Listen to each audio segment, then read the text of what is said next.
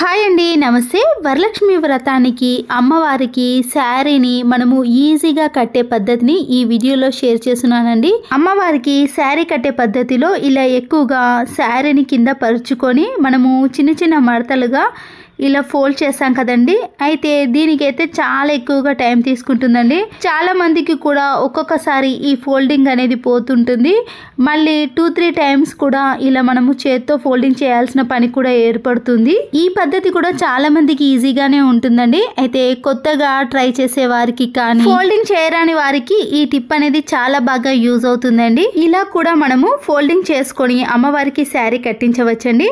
నేనైతే ఇక్కడ ఇంకో విధంగా చాలా మందికి యూజ్ అయ్యే విధంగా ఈజీ ప్రాసెస్లో చూపిస్తున్నాను. అమ్మవారికి ఏ శారీని అయితే కట్టించాలనుకుంటున్నామో ఆ శారీని ఇలా తీసుకొని అయితే కొంగు సైడ్ మాత్రం మనము బార్డర్గా రావాలండి.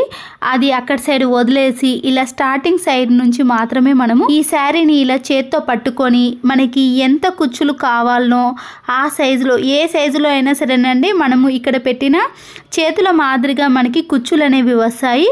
మనకి పెద్ద కుచ్చులు కావాలంటే పెద్ద సైజులో కానీ ఇలా చిన్న చిన్న కుచ్చులు కావాలంటే మనము చేత్తో ఇలా కొద్దిగా అడ్జస్ట్ చేసుకుంటూ కుచ్చులు అనేవి ఏ విధంగా కావాలనుకుంటే ఆ విధంగా అమ్మవారికి శారీని కట్టించవచ్చు. చూసారు కదండి, ఇలా చేతి వేల మధ్యలో శారీని ఇలా కుచ్చుల మాదిరిగా మనము ఎన్ని కావాలంటే అన్ని మడతలుగా ఫోల్డ్ చేసుకోవాలి. ప్రతిరోజు కానీ అప్పుడప్పుడు శారీ కట్టుకునే వాళ్ళకైతే ఇలా కుచ్చులు వేయడం చాలా ఈజీగా ఉంటుంది కదండి. ఇలా కింద పరుచుకొని ఫోల్డింగ్ చేసామనుకోండి, చాలా వరకు ఫోల్డింగ్ అనేది పోతూ ఉంటుంది.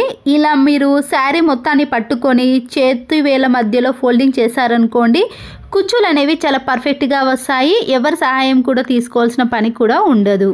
పళ్ళు సైడ్ మాత్రం కొద్దిగా వదిలేసేయాలండి. అయితే దీన్ని కొంగు అని కూడా పిలుస్తారు. శారీ స్టార్టింగ్ అనేది ఇలా ఫోల్డ్ చేసిన తర్వాత మీరు బట్టల క్లిప్లను కూడా పెట్టేసుకోవచ్చండి. అన్నీ ఒకేసారి ఫోల్డింగ్ చేసిన తర్వాత కూడా పెట్టుకోవచ్చు. కానీ ఇక్కడ చీర బరువుగా ఉంది అనుకున్న వాళ్ళు ఇలా కొన్ని ఫోల్డింగ్ చేసి బట్టల క్లిప్లను పెట్టేసిన తర్వాత మరొకసారి దాని సైజు మాదిరిగానే ఇలా ఫోల్డింగ్ చేసుకొని అన్నీ కూడా కలిపేసి అప్పుడు బట్టల క్లిప్ను కూడా పెట్టేసుకోవచ్చు.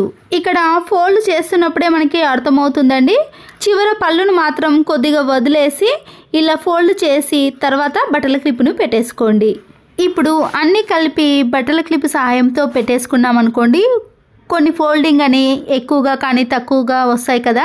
అలా కాకుండా ముందుగా మనము ఇంట్లో ఖచ్చితంగా విండోస్ ఉంటాయి కదండి. ఇలా విండోస్కి మనము ఈ గ్యాప్ మధ్యలో ఇలా శారీని పెట్టేసి దానిపైన ఈ చీర అనేది పడకుండా ఉండటానికి బట్టల క్లిప్ని పెట్టేసేయండి. చూసారు కదండి, వీడియోలో చూపించిన మాదిరిగా చేయండి. ఇప్పుడు ఈ ఫోల్డింగ్ అన్నిటినీ కూడా మనము సమానంగా చేసుకోవచ్చండి.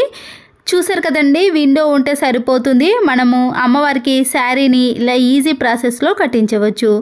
మీకు ఎన్ని కుచ్చులైనా సరేనండి, ఫోల్డింగ్ అనేది అస్సలకే పోదండి, నీట్గా వస్తుంది. శారీ కుచ్చులను ఇలా సమానంగా చేసుకున్న తర్వాత మీరు వాటికి పిన్నిస్ని కానీ బట్టల క్లిప్ను కూడా పెట్టేసుకోవచ్చు.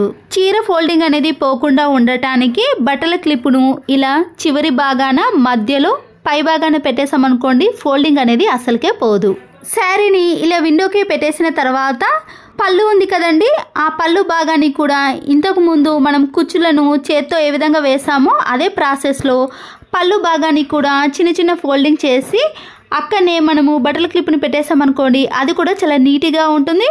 టైం కూడా మనకి చాలా సేవ్ అవుతుందండి. చాలా ఈజీగా ఇలా పళ్ళుకు కూడా మనము ఫోల్డింగ్ చేసుకోవచ్చు. పళ్ళు ఫోల్డింగ్ చేసిన తర్వాత వాటికి కూడా బట్టల క్లిప్ని పెట్టేసి ఇలా విండోకి పెట్టేసామనుకోండి, రెండు కూడా ఫోల్డింగ్ అనేది పోకుండా ఉంటాయి. పళ్ళు ఫోల్డింగ్ని కూడా ఇలా సమానంగా చేసుకొని బట్టల క్లిప్ని పెట్టేసిన తర్వాత మనము ఈ విండో నుంచి ఈ శారీని సపరేట్ చేసుకోండి. ఫోల్డింగ్ చేసుకొని బట్టల క్లిప్ని పెట్టేసాం కాబట్టి ఎక్కడ కూడా కుచ్చులు అనేవి అస్సలకే పోవండి, నీట్గానే ఉంటాయి.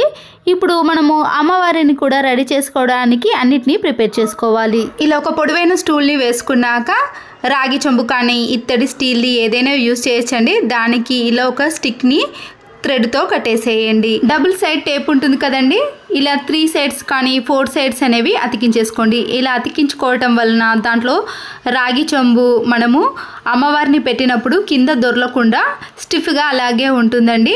కొబ్బరికాయకు అమ్మవారి ఫేస్ని పెట్టిన తర్వాత రాగి చెంబులో ఇలా పెట్టుకోవాలి.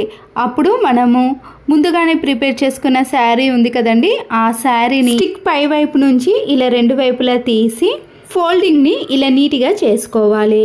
అయితే ఫోల్డింగ్ అనేది పోకుండా ఉండటానికి థ్రెడ్ని కానీ ఇలాంటి గొలుసులను రౌండ్గా చుట్టేసేయండి. తర్వాత మనము ముందుగా ప్రిపేర్ చేసిన పళ్ళును ఇంటూ షేప్ ఆకారంలో పెట్టేసిన తర్వాత అక్కడ విడిపోకుండా ఉండటానికి ఒక పిన్నిస్ని కూడా పెట్టేసేయండి. మీరు అమ్మవారిని నచ్చిన విధంగా అలంకరించుకోవచ్చండి.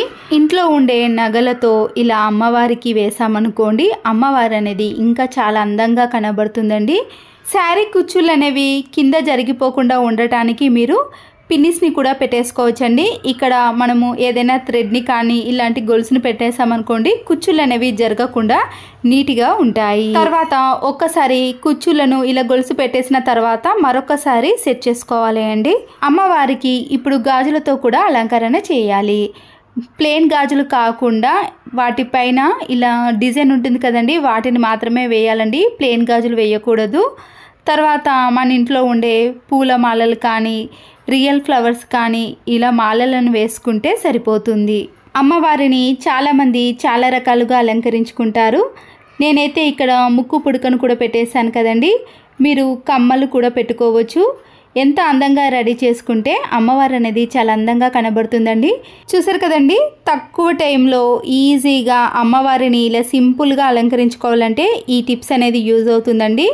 మీకు ఇలా శారీ కట్టినప్పుడు కొద్దిగా లూజ్గా అనిపిస్తే నేను వెనుక బట్టల క్లిప్లను ఇలా దగ్గరికి చేసి పెట్టేశానండి, చూపించాను కదా. మీరు అలా సెట్ చేసుకొని కూడా అమ్మవారికి ఇలా శారీని కట్టేసేయచ్చు. మీరు కావాలంటే ఇలా గొలుసును కాకుండా నడుముకు పెట్టుకునే క్లాత్ ఉంటుంది కదండి, వాటిని కూడా ఇలా చుట్టేసినా కూడా చాలా అందంగా కనబడుతుందండి. వరలక్ష్మి వ్రతం రోజు మనకి అనేక పనులు ఉంటాయండి. ఇలా తక్కువ టైంలో ఎన్ని పనులు చేసినా కూడా అలసట లేకుండా ఈ టిప్స్ సహాయంతో అమ్మవారిని చాలా తక్కువ టైంలో ఈజీగా అలంకరించవచ్చు. మీకు కూడా ఏవైనా ఇలాంటి చిన్న చిన్న టిప్స్ తెలుసుంటే నాకు ఖచ్చితంగా కామెంట్ సెక్షన్లో పెట్టండి. నేను చెప్పిన టిప్స్ కాకుండా మీకు ఇంకా ఈజీ పద్ధతిలో ఏవైనా తెలిసి ఉంటే అవి కూడా నా కామెంట్ సెక్షన్లో పెట్టండి. అలా కూడా ట్రై చేసి వీడియోని మరొకసారి షేర్ చేస్తాను.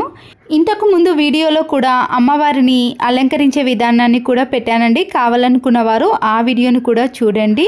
శ్రావణంలో అమ్మవారిని అలంకరించాలంటే ఈ పద్ధతిని ఒక్కసారి ట్రై చేయండి. మీరు ట్రై చేసిన తర్వాత అది ఎలా వచ్చిందో నాకు కామెంట్ సెక్షన్లో కామెంట్ పెట్టండి. ఈ వీడియో నచ్చితే మీరు తప్పకుండా ఒక లైక్ చేసి మీ ఫ్రెండ్స్కి కానీ రిలేటివ్స్కి కానీ షేర్ చేయండి. మరో యూస్ఫుల్ వీడియోతో మళ్ళీ కలుద్దాం. Thanks for watching.